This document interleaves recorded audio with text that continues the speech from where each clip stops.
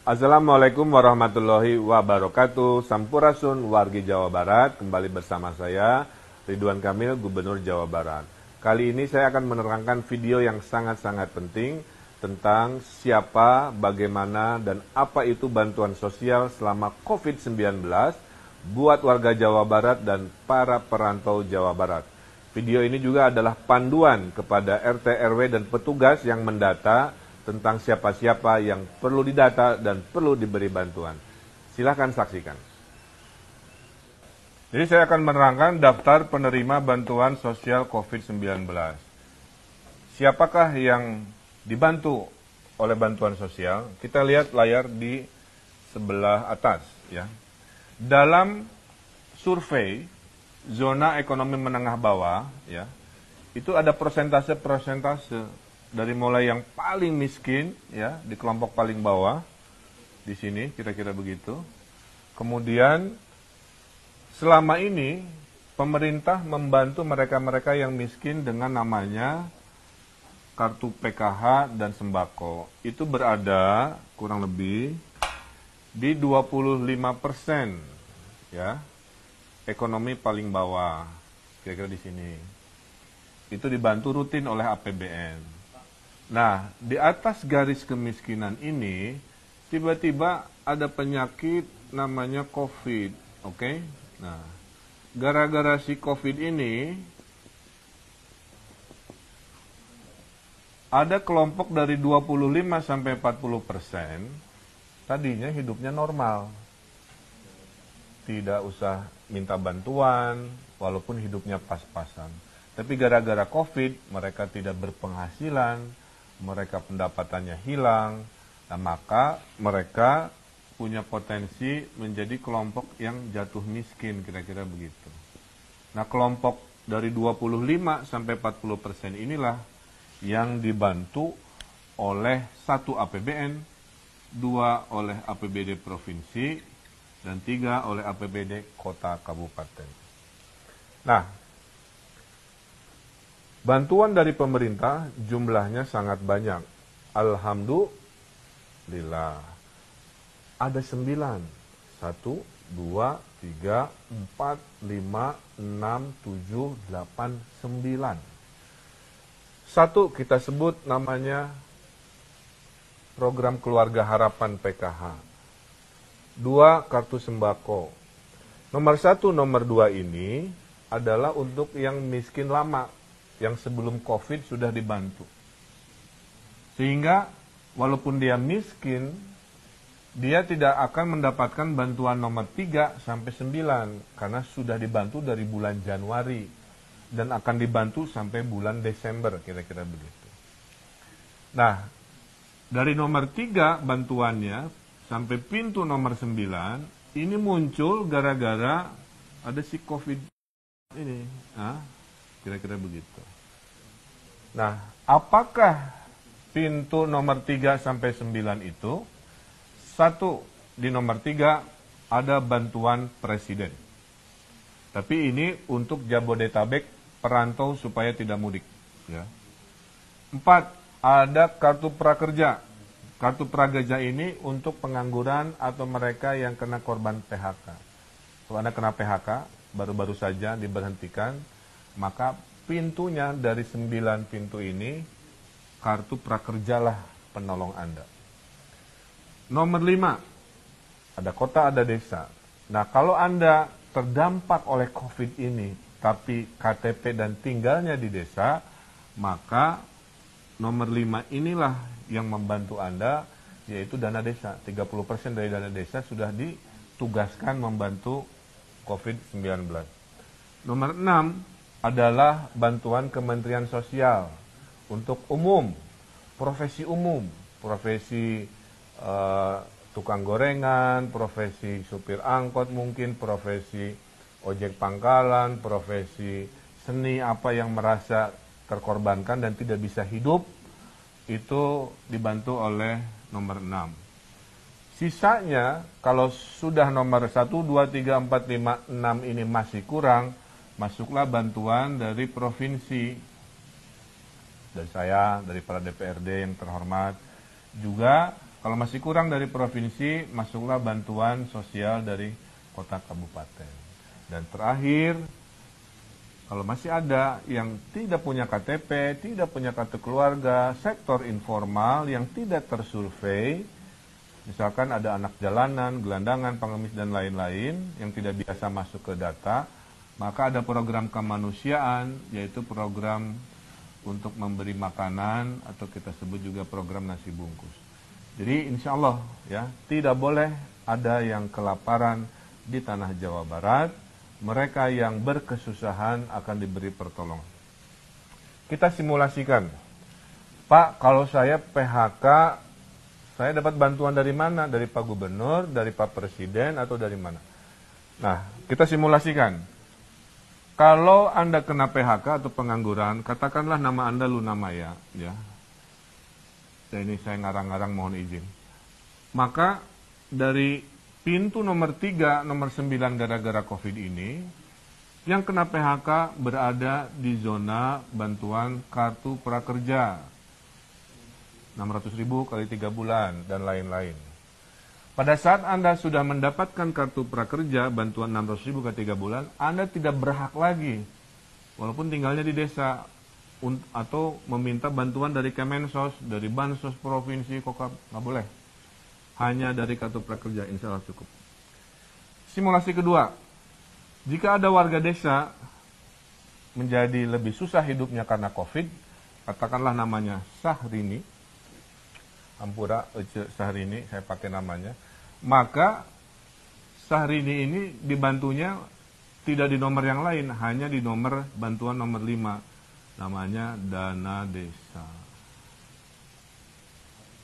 Nah, jika ada teman Sahrini ini tidak mendapatkan bantuan dana desa karena terbatas, maka teman-temannya Sahrini ini akan dibantu oleh Kemensos, masih kurang dibantu lagi oleh provinsi, masih kurang dibantu lagi oleh kota kabupaten. Kira-kira gitu. Simulasi ketiga, Pak, saya KTP-nya bukan KTP lokal, alias perantau. Ya. Kalau Anda perantaunya tinggalnya di Jabodetabek, maka Anda dibantu Pak Jokowi oleh Pak Presiden, 600.000 kali 3 bulan juga. Maka perantau ini masuknya adalah bantuan nomor 3, yaitu Bansos Presiden. Ya. Nah, jadi para perantau Bodebek di Jawa Barat, pintu bantuan Anda jangan yang lain-lain, jangan hanya ke gubernur, bantu di Bansos Presiden. Tapi kalau perantaunya ada di kota Bandung, bukan di Bodebek, maka para perantau ini dibantu oleh bansosnya provinsi. Kira-kira begitu. Clear ya? Tidak boleh ada yang kelaparan di tanah Jawa Barat. Mau KTP Jawa Barat, bukan KTP Jawa Barat dibantu. Yang bukan KTP Jawa Barat perantau, kalau tinggalnya di Jabodetabek dibantu Pak Jokowi. Kalau tinggalnya di luar Jabodetabek dibantu kami dari provinsi. Kira-kira begitu. Simulasi berikutnya, profesi umum. Ya. Karena ada istilah apa, kenapa ojol aja yang kesannya dibantu. Dalam bantuan pemerintah nggak milih-milih profesi. Selama dia jatuh miskin gara-gara COVID, apapun profesinya, itu kita bantu. Nah, ini Cinta Lora misalkan menjadi jatuh pada rawan miskin, ke arah kemiskinan, profesinya umum, maka tadi, kalau profesi umum ini tinggalnya di desa, didahulukan dana desa, ya. Kalau dia profesi umum ini sudah habis bantuan dari desa atau tinggalnya di kota, dia masuklah bantuan pintu nomor 6 dari Kemensos, 600.000 kali 3. Ternyata teman-temannya Cinta Laura yang seprofesi nggak kebagian di bantuan nomor 6, jangan khawatir. Bantuan nomor 7 akan masuk jika tidak cukup bantuan nomor 6 dan tidak cukup nomor 6, nomor 7, maka bantuan dari wali kota, bupati masuk di sini. Terakhir, jika Anda tidak masuk zona formal yang bisa disurvei, baik perantau atau KTP lokal, katakanlah anak jalanan, saya simulasikan, di sini namanya Lucinta Luna, katakanlah Lucinta Luna ini anak jalanan, maka memang dia tidak bisa mendapatkan karena tidak punya alamat dan nama berKTP yang jelas, maka dibantunya ada di zona yang namanya program bantuan makanan. Jadi kesimpulannya bahwa semua warga yang terdampak COVID itu akan dibantu dari pintu bantuan nomor 3 sampai nomor 9, dan masing-masing tidak boleh ada yang duplikasi mendapatkan 2 bantuan. Tugas RW, tugas RT, tugas kepala daerah tingkat 2 membuat daftar berapa ribu yang kelompok 1, berapa ribu yang kelompok 2, berapa ribu kelompok 3, 4, 5, 6, 7, 8, 9. Nah inilah mudah-mudahan tidak bingung lagi bahwa pintu pertolongan ada 9, tugas pemerintah daerah dan wilayah mengatur siapa-siapa yang berada di kelompok itu. Dan kalau semua ikhtiar ini dari 1, 2, 3, 4, 5, 6, 7, 8, 9 masih ada yang merasa terlewat oleh sistem, nah Jawa Barat paling siap, Anda tinggal lapor di aplikasi Picobar, tolong di-download di Play Store, oke? Aplikasi Picobar, P-I-K-O-B-A-R, Pusat Informasi Koordinasi COVID Jawa Barat. Nanti di dalam aplikasi Picobar ada fitur namanya aduan. Adukan di sana, Pak, saya curhat, saya kelewat, saya nggak masuk pintu nomor 1 sampai 9, tolong Pak, tolong Pak. Nah, masukkan ke aduan sini nanti diproses. Kami sudah siapkan anggarannya kepada mereka yang mungkin terlewat oleh sistem ini. Jadi semua insya Allah sudah siap buat warga Jawa Barat. Hatunun. Terakhir dari saya, sedikit nasihat. Dalam suasana sulit ini, saya mendoakan, karena pemerintah tidak akan sanggup bisa menolong semua orang, maka saya mendoakan agar masih bisa menjadi kelompok tangan di atas yang memberi kepada tangan di bawah. Tangan di atas ini adalah orang-orang yang paling mulia. Saya terharu ada Hafiz namanya, anak SD dari Kabupaten Bandung Dayakolot, menyumbangkan jajannya untuk membantu COVID. Walaupun dia berkesusahan juga, ibunya tukang bakso yang terdampak COVID, tapi dia bersemangat mendabungkan dari tabungannya untuk menolong. Kemudian nasihat dari para ulama, sebelum kita tangannya di bawah, ya, urut-urutannya adalah kita sebut urutan survival. Habiskan dulu jika Anda punya tabungan. Disinilah momen tabungan itu dipakai, ya. Tabungan itu kan ditabung untuk suasana darurat, situasi darurat. Sekarang COVID, momen kedaruratan. Gunakan tabungannya sampai titik-titik terakhir. Jika tabungan habis, ada aset yang bisa dimanfaatkan. Jual perhiasan, jual elektronik, apa dan sebagainya supaya survive, supaya tetap dalam kategori kelompok mandiri. Kalau tabungan sudah habis, aset sudah tidak punya, barulah masuk ke kelompok terakhir. Jadi saya harap mereka yang masih punya tabungan aset, jangan buru-buru berada di kelompok tangan di bawah menerima bansos. Ini untuk mereka yang betul-betul kepepet, sudah tidak punya tabungan, tidak punya aset. Dan tugas ini bukan hanya tugas pemerintah, tapi juga tugas dari masyarakat. Ada yang nyumbang sembako, ada yang nyumbang uang. Mari kita bahu-membahu karena COVID-19 adalah masalah bersama. Dari pemerintah menyumbang, masyarakat melakukan gerakan sumbangan juga, donasi. Sehingga penerima rumah tangga yang tidak punya tabungan dan aset ini bisa survive minimal 3-4 bulan ke depan. Jadi saya kira itu para pemirsa bahwa masalah COVID-19 adalah masalah bersama.